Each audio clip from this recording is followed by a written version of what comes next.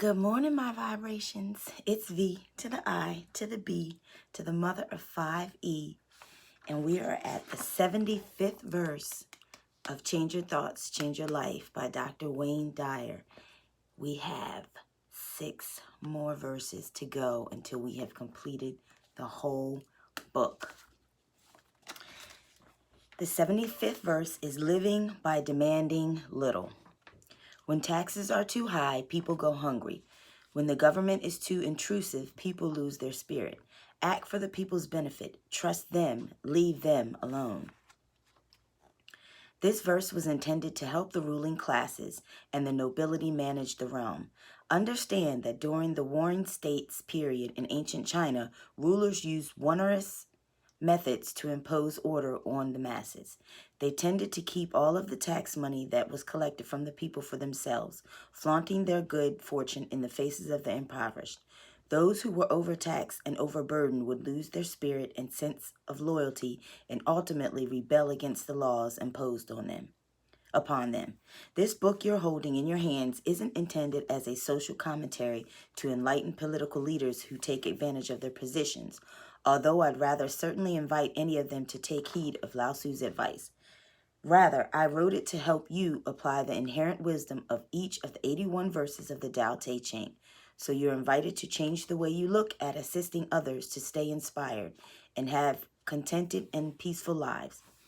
You may believe that demanding more from those in your charge, such as your children or co-workers, creates more productivity, but Lao Tzu suggests the opposite is true. Demand little, he advises, and even leave people alone as much as possible.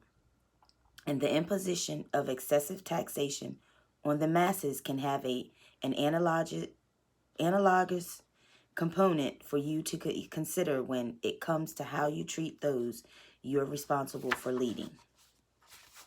Government officials often vote to raise more and more money for pet projects and even their own personal benefits simply because they have the authority to do so. Since they're in charge of lawmaking, they write rules that allow them to be abusive toward the very people who pay their salaries and provide them with all of their benefits. In virtually all cases, those who are being taxed to provide luxurious lifestyle perks receive far less in the way of benefits than those who are the recipients of that tax. In other words, the rule makers and the others in power are using their positions to take advantage of ordinary people. When this becomes too prevalent, those ordinary people become restless and disruptive, with scant respect for authority. As Lao Tzu puts it, people lose their spirit. Rather than demanding more because you're older, bigger, richer, or more powerful, leave those you're in charge of alone whenever feasible, trusting in their inherent wisdom to do the right thing. Overbearing, taxing authorities create rebellion and chaos, and you'll create the same unless you check your inclinations and reverse yourself by being less demanding instead of more. I've practiced this approach to leadership my entire adult life by keeping the number of people who work for me and require my supervision to an absolute minimum. My demands on my manager, secretary, all-purpose assistant are few and far between, and she's been my sole employee for 3 decades. I allow her to negotiate contracts, to make all arrangements for speaking events, and to manage my very large business with an absence of demands from me. I don't tell her what time to come to work, what to wear, or how to talk to people. And my reward for being a boss with minimal demands is someone who's fiercely loyal, who can be depended on to do the right thing, who loves her job, and who is indispensable to me. I behave the same way toward my editor, who has also been with me for 30 plus years. I write from my heart, allowing the words to flow onto the page, and then I send it to her. I trust this woman implicitly and allow her to do what she incarnated to do with no demands from me. My reward for being non-intrusive is to have my books beautifully and professionally polished. My editor and I also enjoy a loving, peaceful relationship, with both of us content and proud of the work we are destined to produce. While what I'm describing may seem impossible to you, it can absolutely be attained when you trust in the Tao to manage all of the details of both your personal and professional life. Well, it says both your professional and personal life. The following is what Lao Tzu urges you to take from the 75th verse of the Tao Te Ching, which was originally intended for leaders of countries, but is applicable to everyone in a supervisory or parental role. Don't overtax yourself.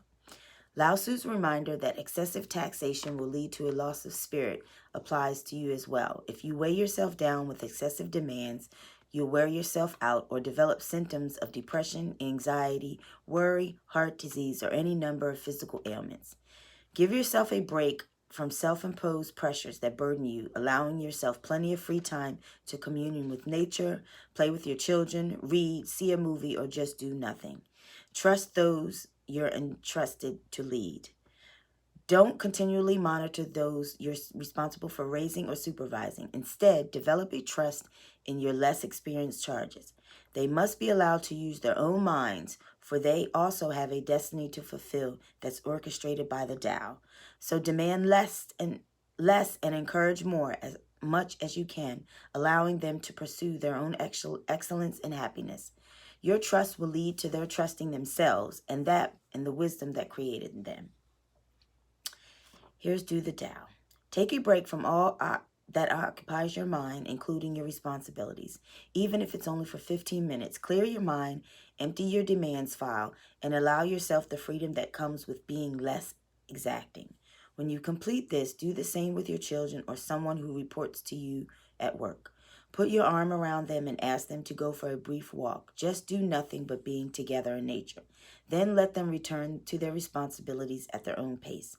If you're thinking that your child or employee needs an imperious overseer, perhaps they've become that way because you haven't trusted them to be self-reliant. And there's the 75th verse. I will put the Do the Tao Now in the description. And I will see you guys later for my 100-day reality challenge videos. And I will see you tomorrow for verse number 76. Have a good day.